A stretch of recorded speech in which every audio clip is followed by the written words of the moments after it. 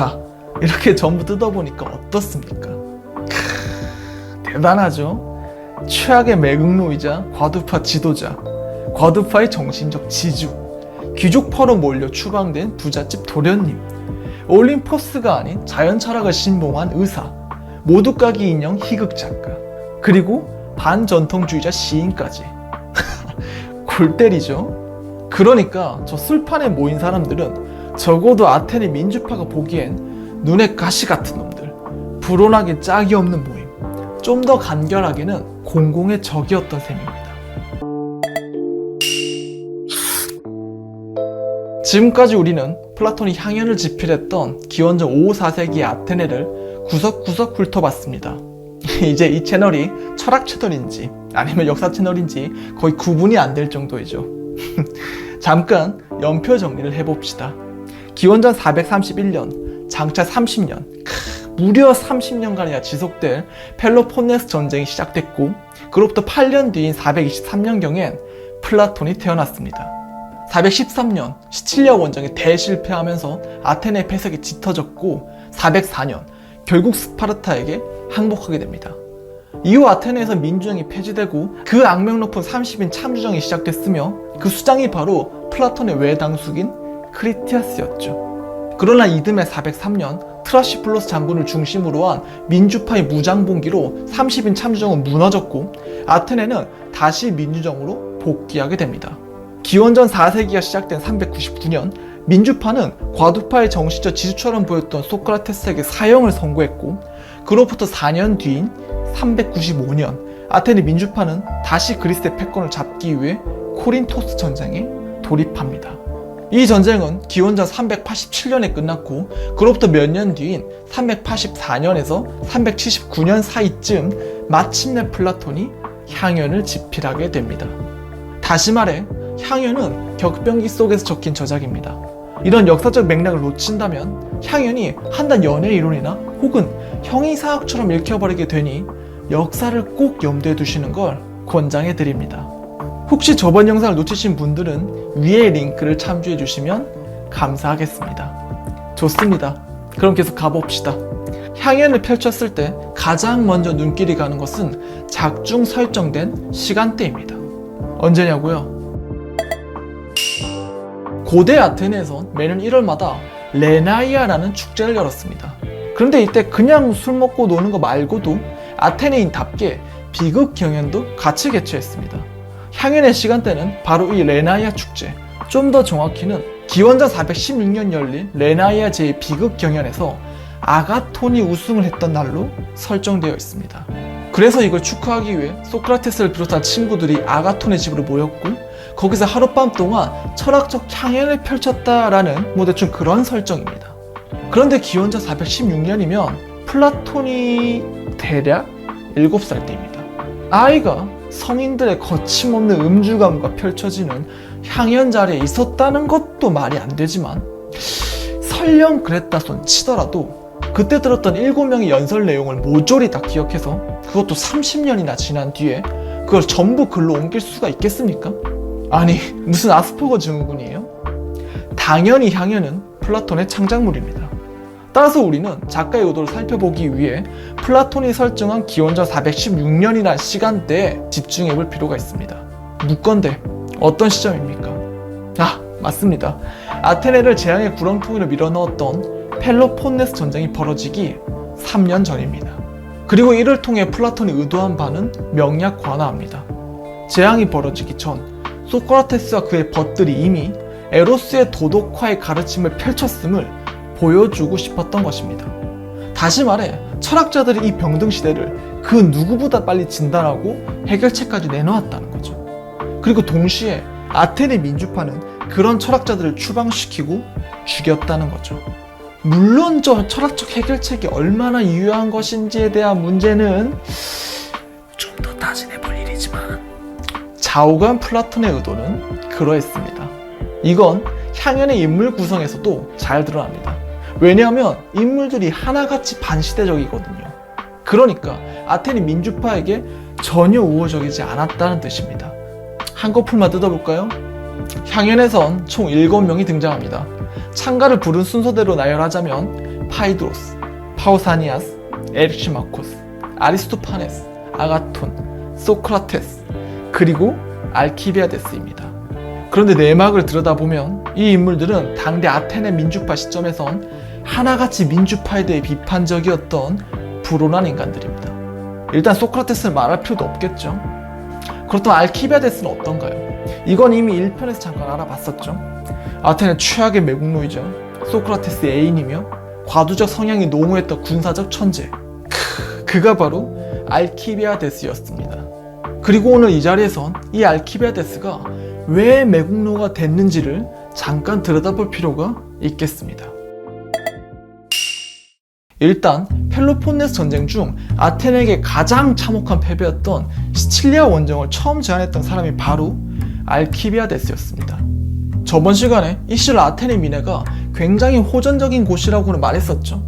그래서 과감한 원정을 주장했던 알키비아데스의 인기가 굉장히 높아지게 됩니다. 그러나 아테네 민주파 전체가 알키비아데스를 지지했던 건 아닙니다. 되레 그의 과도적 성향을 좋아하지 않았던 반대 세력들이 만만찮게 존재했고, 알키비아데스가 아테네의 유명 귀족 가문인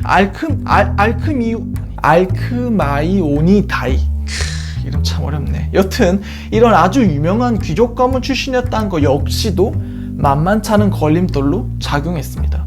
그러니까 민주파 입장에서 이제 귀족 출신은 좀 그렇다는 거죠. 좌우간 그리하여 정적들이 시칠리아 원정 전에 알키비아데스를 축출하기 위한 음모를 꾸미게 됩니다. 음모의 내용인 즉슨 출정 전날 몰래 헤르메스 신을 모신 헤르메 기둥들을 조직적으로 훼손시키는 것이었죠. 자, 이게 바로 헤르메 기둥인데, 적나라하게 잘 보이다시피 일종의 남근상입니다. 주로 다산과 행운을 상징했는데 이때 방점은 행운에 찍혔습니다. 왜냐하면 이 고대라는 시간대는 오늘날처럼 과학이 발달하지 않았기 때문에 기후부터 질병까지 너무 많은 것들이 운에 좌우됐기 때문입니다. 그래서 운이 정말로 중요하게 취급됐습니다. 그런데 지금 이 행운을 상징하는 헤르메 기둥들이 훼손됐다? 그것도 하필이면 중요하고도 중요한 군사 원정 전에? 자연스럽게 많은 병사들이 이 원정에 불운한 전조가 꼈다며 동요하기 시작했습니다.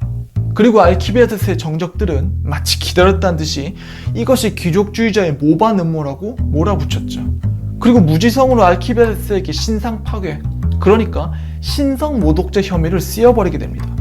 심지어 알키비아데스가 법정 출석도 안 했는데 그냥 걸석재판으로 땅땅땅 유죄를 때려버립니다. 그래서 빡돈 알키비아데스가 스파르타로 망명해서 아테네 약점들을 줄줄줄 다 불어버린 겁니다. 그리고 잘 알다시피 시칠리아에서 아테네는 개같이 멸망해버렸죠. 그런데 여러분, 잘 생각해보면 소크라테스가 사형 선고를 받은 이유 중 하나도 신성모독죄 아니었습니까? 올림포스의 신들이 아니라 자기가 만들어낸 다이몬이나 이상한 수호신을 믿는다고 말이죠. 그러니까 불경하게도 이른바 에트로도시아, 즉 새로운 신들을 폴리스의 멋대로 도입했다는 혐의였죠. 아니 근데 좀 어딘가 익숙하죠? 중세 마녀 사냥 때도 그랬지만 고대 아테네에서도 신성 모독죄라는 건 정적들을 제거하기 위한 수단으로 악용됐습니다. 아니 증인석에 제우스를 불러낼 수도 없는 어르신이 이거 참 편리하지 않습니까? 좌우간 이게 이른바 헤르메 사건의 대략적인 전모입니다. 그런데 이 사건에 휘말린 건 알키비아데스뿐만이 아니었습니다. 파이드로스와 에릭시마코스도 헤르메 사건에 엮이게 됩니다. 뿐만 아니라 당대 그리스에서 유명했던 엘레우시우스 밀교를 비웃었다는 신성 모독 혐의까지 추가됐죠. 결국 파이드로스는 모든 재산을 몰수당한 채 추방당하게 됩니다. 에릭시마코스도 같은 제목으로 기소되기는 했는데 이후에 어떻게 됐는지에 대한 기록은 유실됐습니다. 아마도 추방됐거나 사형됐을 것으로 추측되긴 하는데 개인적으로 저는 사형됐을 거라고 보고 있습니다. 왜냐하면 이거 뒤에서도 보겠지만 의사였던 에릭시마코스는 올림포스 종교를 부정하는 뉘앙스가 다분한 자연 철학적 논변을 펼쳤기 때문입니다. 아니 이게 왜 문제냐? 실제로 앞선 시대에도 활동했던 아낙사고라스라는 사람이 있었는데 이 친구는 천체 현상을 신화가 아니라 나름대로 본인이 추론한 자연적인 원리로서 설명하려고 시도했던 자연 철학자였습니다. 그러니까 저 시대 기준에선 일종의 과학자였던 셈이죠. 그런데 이게 문제가 돼서 신성모독죄로 사형을 선고받습니다. 예나 지금이나 종교는 과학을 별로 좋아하지 않습니다. 좌우간 이런 이유에서 저는 에릭시 마코스도 사형을 선고받지 않았을까 하고 생각합니다. 좋습니다. 계속 가봅시다. 자, 이제 누구 남았죠? 아리스토파네스와 아가톤.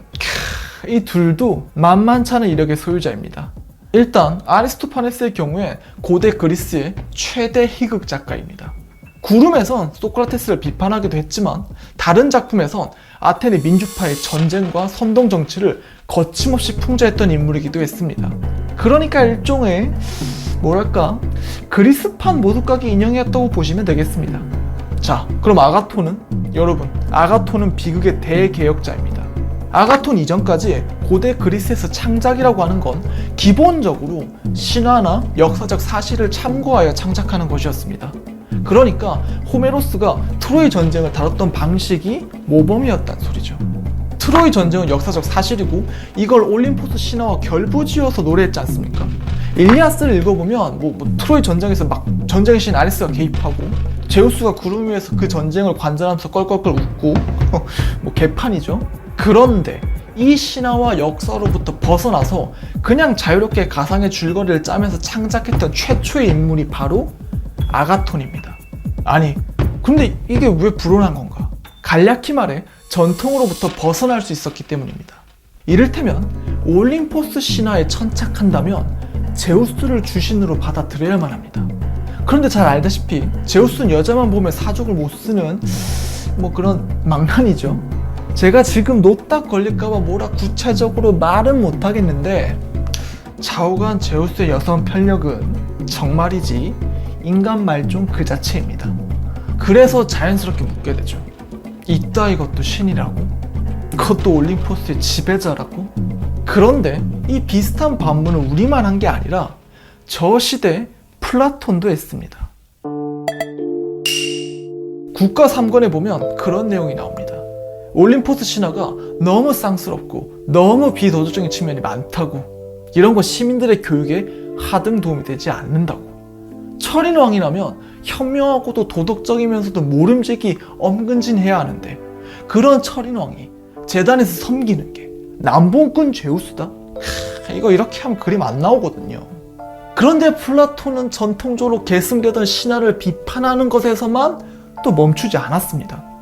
한 걸음 더 나아가서 신화에서 도덕적이고 정의로운 측면만 남기고 나머지는 다 편집해버려야 한다고 강력히 주장했습니다. 그래서 이상국가의 철인왕이 하는 업무 중에 선정과 검열이 포함되어 있습니다. 참고로 플라톤은 이걸 고귀한 거짓말이라고 불렀죠. 그리고 이런 이유에서 현대 칼포퍼 같은 철학자가 플라톤의 철학을 두고 전체주의다라고 맹렬히 비판했던 것이기도 합니다.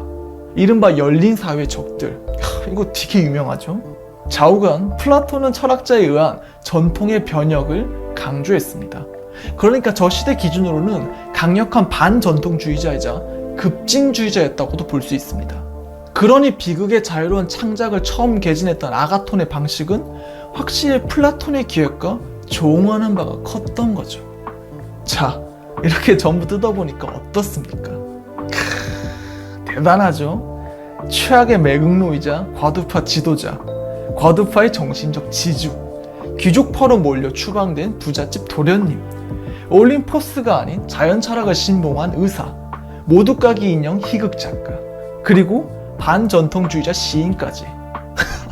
골 때리죠? 그러니까 저 술판에 모인 사람들은 적어도 아테네 민주파가 보기엔 눈에 가시 같은 놈들, 불온하게 짝이 없는 모임, 좀 더 간결하게는 공공의 적이었던 셈입니다. 그렇다면 플라톤은 향연의 등장인물들을 왜 이렇게 설정했는가? 대충 이런 겁니다.